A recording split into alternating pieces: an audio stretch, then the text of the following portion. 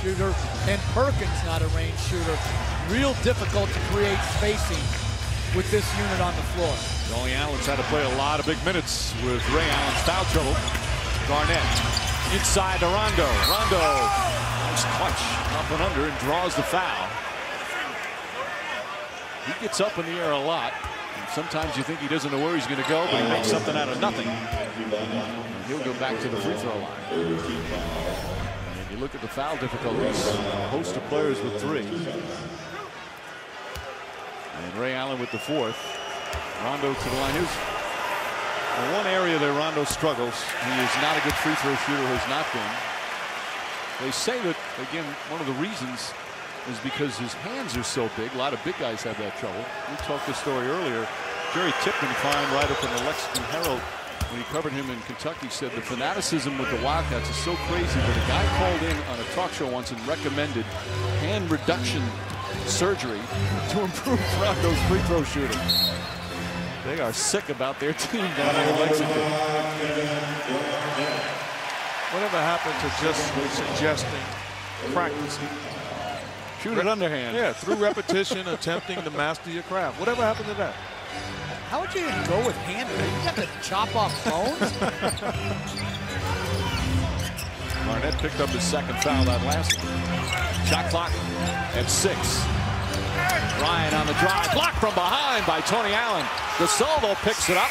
Allen may have gotten a piece of that one as well, and a 24-second violation. Allen can jump, and he's a very physical defender. It's a real good job of staying with the play. Bryant thinks he has the angle, contests the shot without fouling. Good help from Kevin Garnett, and Allen sticking with the play is reward. Ray Allen in foul difficulty. So Tony Allen, no relation, with a lot of minutes. Rondo to Perkins. And Perkins lost it out of bounds. Laker ball.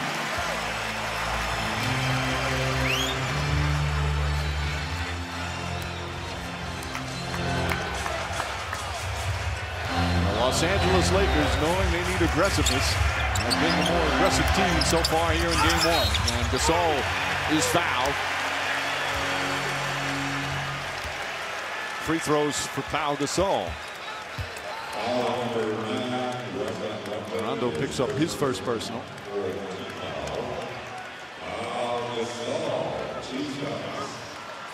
Last year in helping the Lakers win the championship in 2009, Gasol really finally cemented his place as one of the premier players in the world.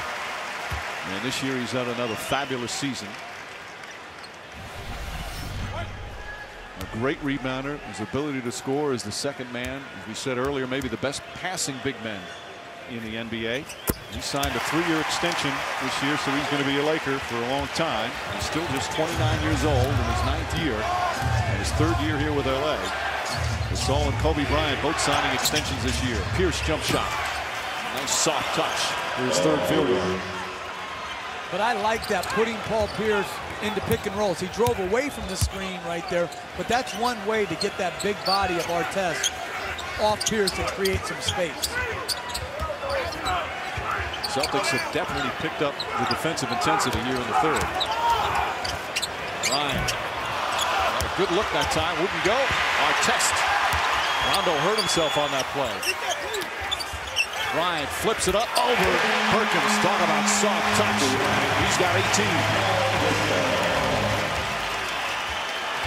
Rondo grimacing a little bit. Remember, he had those muscle spasms in the Orlando series. He was banged up a little bit and landed on his back on that hard play in game 6. Good defense from Artest. Rondo said he's not 100%, but he said, who is it this time of year? Perkins the drive, blocked for the foul. Bynum's 3rd.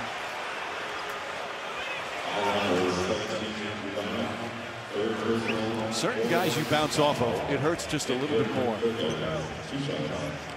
Well, that's a hard collision. Rondo takes the shot, and then Artest does a good job finding Bryant. And right there, the touch on that type of shot, Mark, and you know, you lived on that type of teardrop shot. That's very difficult, and very few have the ability to shoot this in-between shot with touch. Again, he's been efficient, 50% shooting, Kobe Bryant. Chess's defense has been strong as Perkins nails the free throw. That time defensively, I thought Bynum did a poor job understanding where the help was coming from. Allowed Perkins to get to the baseline instead of sending him towards the help in the middle of the floor. Fisher, that's a two-pointer. Derek Fisher. He's 3 for 3 from the field. And Mark made a good point to me earlier today, Mike. He said if Fisher was a Celtic, he'd have his number retired. Off the turnover, Kobe Bryant. Time. Lead of the night.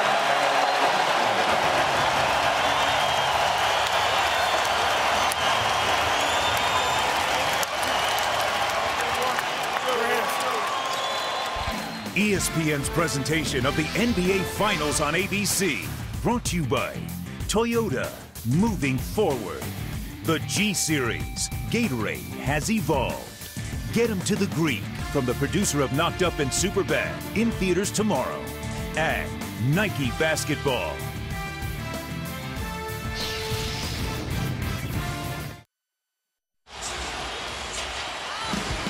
Lakers lead game 1 by 13 here midway through the third. We talk so much about the star players, but so often the role players such a huge part. And not many better role players, certainly in LA history, than Derek Fisher, already a 4-time champion. Has hit so many big shots in playoff pressure. And he says he's humbled considering where he came from. You know, just being a kid and having fun and growing up in Little Rock and watching Magic and watching the Lakers play. And, you know, the battles in the finals against the Celtics in those years, and now being in a position where there's some other kid in Little Rock that I have no idea, never met before, that'll be watching me play in the finals. So it's quite humbling.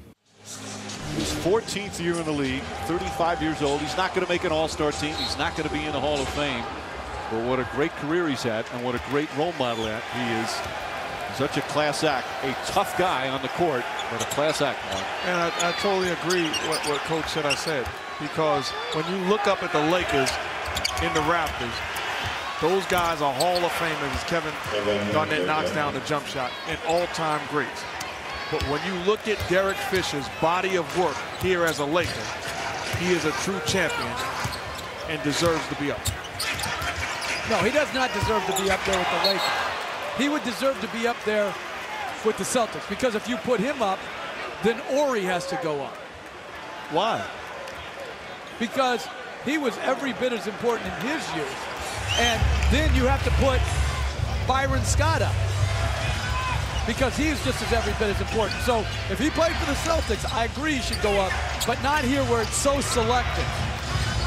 I can't believe it, man. This guy is working on another championship. Perkins gets it to go. Oh, Byron Scott didn't work on championship. And by the way, you can't agree with something that you agreed with. No, you said it, so you can't agree when you said it to begin with. No, I often do that because I realize I'm not going to get an amen from you, so I got to do it to myself.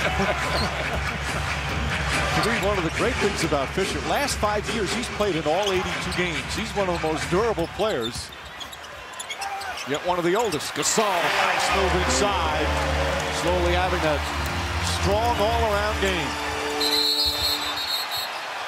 And a foul away from the ball. Kevin Garnett hyperventilating a little bit as the foul call on Gasol.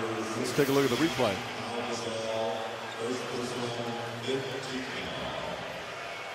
All right, that's nothing.